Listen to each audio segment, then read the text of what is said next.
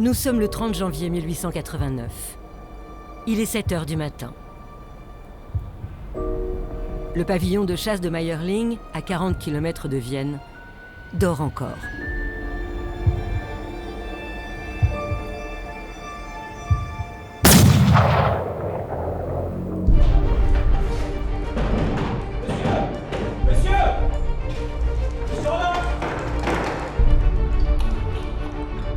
Lojzek, le valet de confiance de Rodolphe, essaye de réveiller son maître. Et il observe ce qui est tout à fait inhabituel, la porte est fermée de l'intérieur.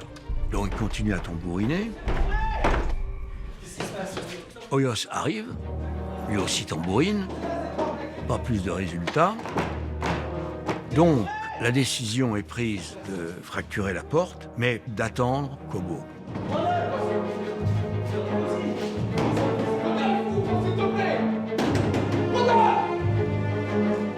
Ils enfoncent la porte de la chambre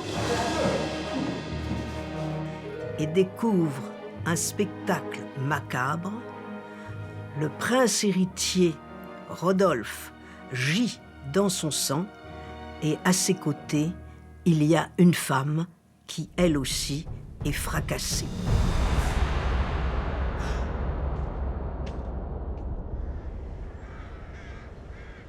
Le petit village de Mayerling devient ce jour-là mondialement connu.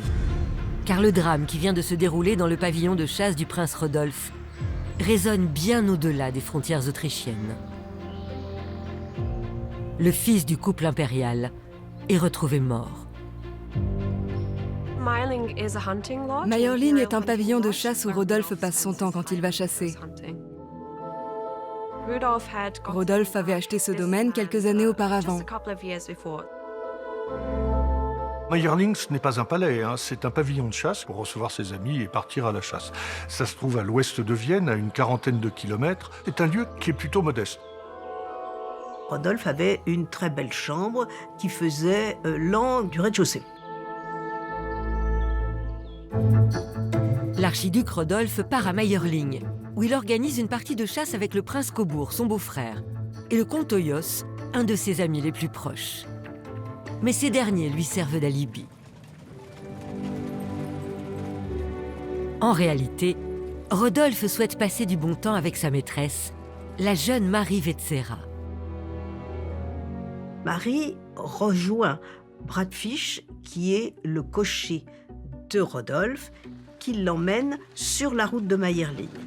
Et la voiture va déposer Marie par une petite entrée de la demeure où elle est accueillie par Lojzek, le valet qui connaît tous les secrets de Rodolphe.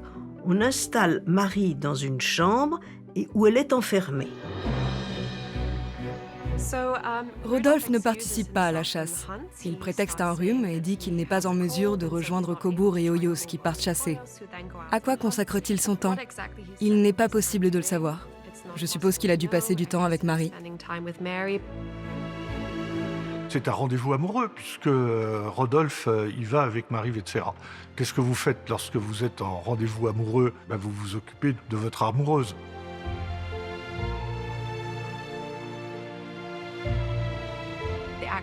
Ses invités, Hoyos et Cobourg, n'ont aucune idée de la présence de Marie, car elle passe toute la journée dans les appartements de Rodolphe.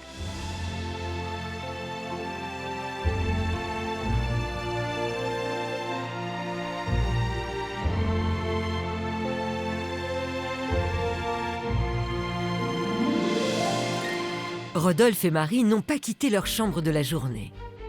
Et ce n'est qu'au moment du souper que Rodolphe se décide enfin à rejoindre le comte Hoyos, laissant Marie seule dans la chambre. Rodolphe et Hoyos dînent ensemble. Rodolphe est de très bonne humeur. Puis Hoyos se retire dans son appartement.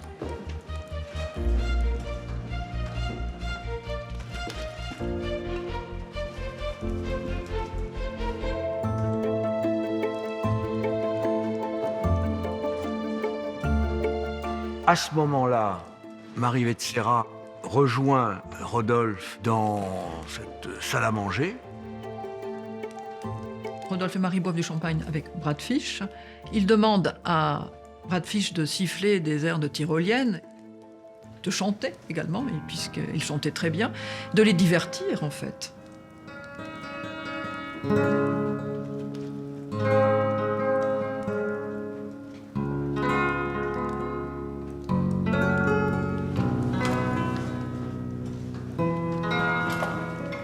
Et ensuite, Rodolphe se retire à 23h et il demande à Loschek de ne faire entrer personne.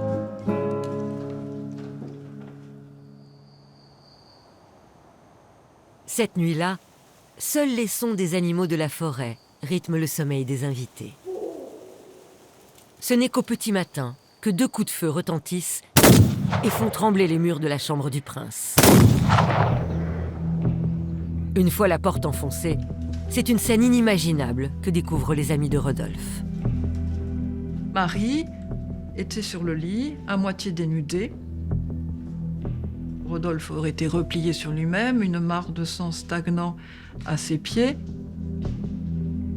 Loschek est persuadé que le sang qui recouvre Rodolphe est dû à des vomissements qu'il aurait eus après avoir absorbé quelques poisons.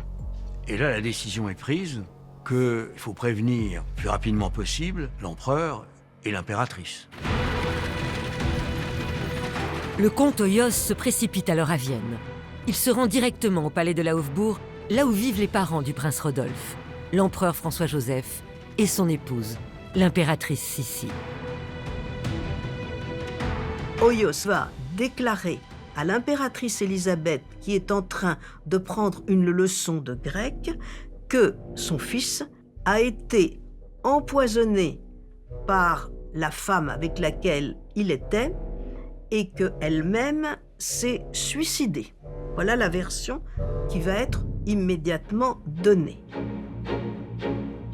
Sous le choc, l'impératrice Sissi peine à comprendre ce qu'il vient de se passer. Elle se précipite dans les appartements de son époux. Et ce n'est qu'à ce moment-là qu'elle s'effondre et que ses larmes et ses cris résonnent dans tout le palais. Leur fils vient de mourir et le couple impérial vient de perdre son unique héritier.